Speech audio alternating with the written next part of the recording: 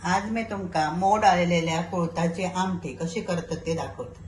हे 1 वाटी कुळीत मी रात्री भिजत घातलंय, दुसऱ्या दिवशी कपड्यात बांधून ठेवले, तिसऱ्या दिवशी त्याचा मोड येतले। अशा प्रकारे ह्याच्यामध्ये प्रथिना भरपूर असतात, त्यामुळे व्हेज खाणाऱ्यांना हे एक प्रथिना मिळण्याचा एक पर्याय आहे।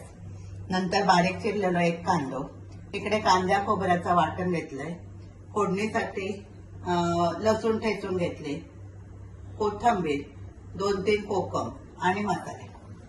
आता इकडे गॅसवर आपण एक पॅन ठेवूया कुकरचा, कारण त्याच्यात आपण 7-8 शिट्ट्यावरती शिजवचे असतात। त्याच्यात हे सगळे कुळीत घालायचे।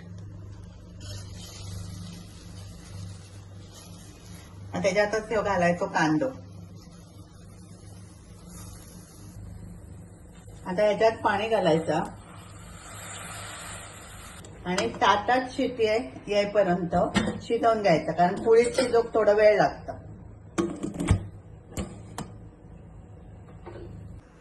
आता कुकर थंड झालं, उघडूया।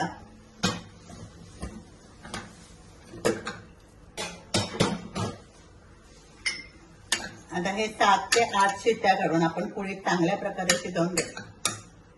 त्यातले थोडेसे कुळीत काढून थोडे थंड करायचे आणि ते वाटून नंतर आपण घालायचे शेवटी त्याच्यात। आता याच्यात थोडासा पाणी घालायचा, कारण आपण आमटी करूची असते। मग त्याच्यात घालायची हळद, 2 चमचे गरम मसाला,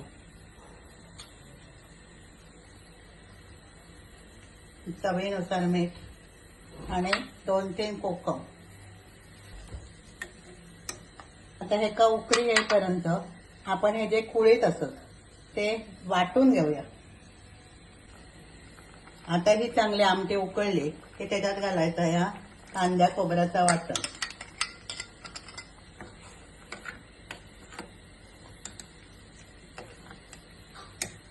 आणि हे जे कुळीत आपले वाटलेले असत ते कुळीत घालायचे।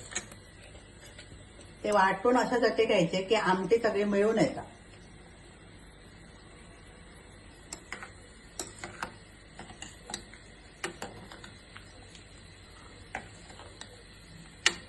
आणि हे का चांगली उकळी काढून घ्यायची। अशा प्रकारे आमटी उकळली, आपण जेवढी पातळ हवी तेवढी करून घ्यायची आणि ही खाली उतरवून ठेवूया। आणि आता आपण करूया फोडणी। फोडणीसाठी मी या भांडा ठेवलाय, त्याच्यात घातलंय थोडासा तेल।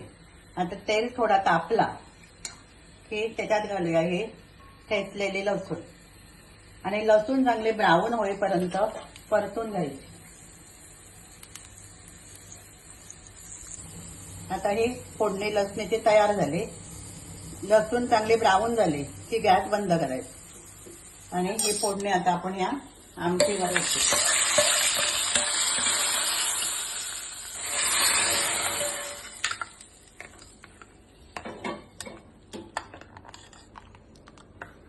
मग वरून घालायची कोथिंबीर।